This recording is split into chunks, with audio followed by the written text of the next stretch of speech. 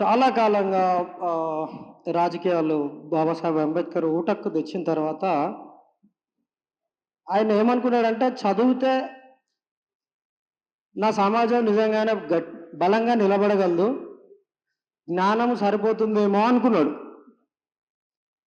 కానీ ఆయన ప్రొఫెసర్ అయిన తర్వాత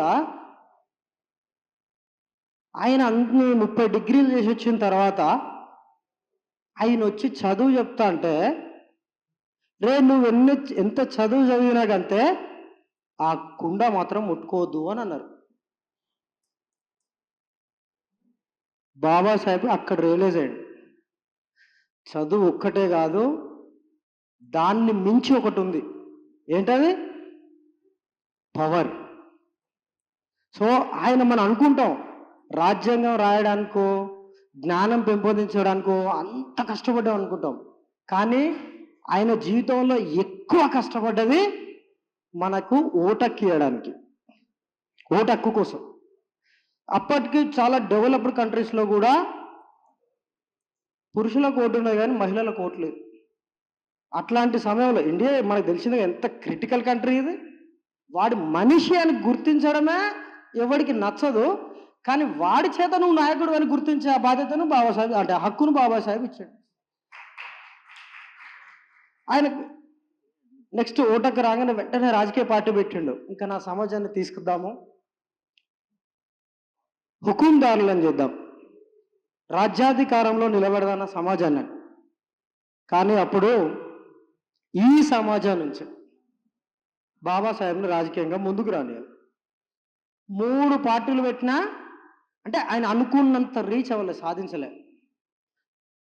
ఆ తర్వాత ఆయన చనిపోయిండు. ఒక పెద్ద గ్యాప్ వచ్చిన తర్వాత ఒక 20 ఏళ్ళ తర్వాత ఆకాశంలో ఒక పెద్ద మెరుపు వస్తే భూమి మొత్తం ఇట్లా వణికింది. ఆ పెద్ద మెరుపు పేరు కాళేశ్వరం. ఆయన వచ్చి మనకు రాజకీయ అధికారాన్ని చూపించేంత వరకు మనం చెంచాలుగానే ఉన్నాం. స్టిల్ ఇప్పటికి కూడా మనకు బాబాసాహెబ్ అంబేద్కర్ చదువు కాడు ఇష్టం, మనకు బాబాసాహెబ్ అంబేద్కర్ ఉద్యమం కాడు ఇష్టం, మనకు బాబాసాహెబ్ అంబేద్కర్ హక్కుల కాడు ఇష్టం. మెస్ బిల్లు ఎత్తలేంటే బాబాసాహెబ్ కావాలి, స్కాలర్షిప్ ఎత్తలేంటే బాబాసాహెబ్ కావాలి, ఎక్కడో అవమానం జరిగిందంటే బాబాసాహెబ్ కావాలి. కానీ మనకి ఇప్పటికీ బాబాసాహెబ్ను రాజకీయంగా చూపుతలేరు. మాట బాబాసాహెబ్ అవుతుంది కానీ ఓటు ఇంకోటిది అవుతుంది. ఈ ఏడ బాగుపడతాం మనం? అవుతుందా? కాదు కదా. మాట బాబాసాహెబ్దే, ఓటు బాబాసాహెబ్ అయినప్పుడు మాత్రమే ఈ దేశంలో ఉన్న బహుజనుల పరిస్థితులు మారుతాయి. బహుజన్ సమాజ్ పార్టీ అనేది వచ్చేంత వరకు బాబా అంబేద్కర్ పేరు కానీ, పూలే పేరు కానీ, సాహు మహారాజ్ పేరు కానీ ఈ చరిత్రను మొత్తం తొక్కిపెట్టి అసలు ఏం లేకుండా చేశారు ఇక్కడున్న కాంగ్రెస్, భారతీయ జనతా పార్టీ. బహుజన్ సమాజ్ పార్టీ వచ్చిన తర్వాత ఒక రకంగా చెప్పాలంటే సమాధి నుంచి వీళ్ళని బయటికి తీసి ఈరోజు ఎవరెస్ట్ మీద నిలబెట్టింది. ఈ దేశం తలెత్తి చూసేలాగా, రాజకీయంగా ఇంత బలోపేతం చేసేలాగా. ఇప్పటికీ మనకు అనేక సంఘాలు, సంబంధం లేని వాళ్ళు, కమ్యూనిస్టులు కూడా వచ్చి పట్టుకుంటారు. ఓ బాబాసాహెబ్ బాబాసాహెబ్ అంటారు. కాంగ్రెస్ వాళ్ళు అంటారు, భారతీయ జనతా పార్టీ వాళ్ళు అంటారు.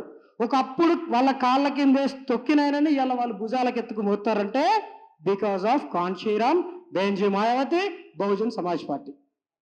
వీళ్ళ స్ఫూర్తితో మనం రాజకీయం చేయాలి, రాజకీయాలను అర్థం చేసుకోవాలి. అండ్ ఇంకొక నీడు కూడా తెలంగాణలో బిఎస్ఎఫ్ఐ ఒక మంచి పని చేస్తుంది. నా చిన్నతనం నుంచి నేను ఎస్ఎఫ్ఐలో పనిచేసిన ఒకనొక టైంలో.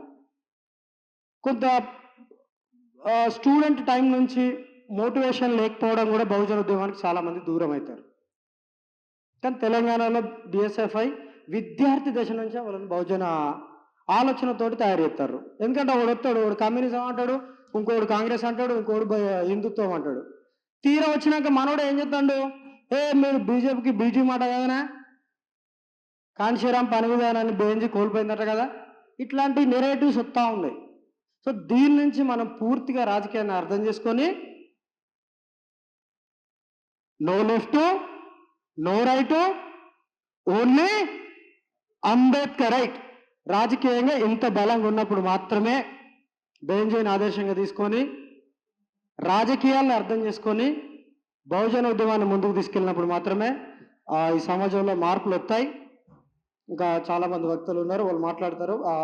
Thank you so much. జై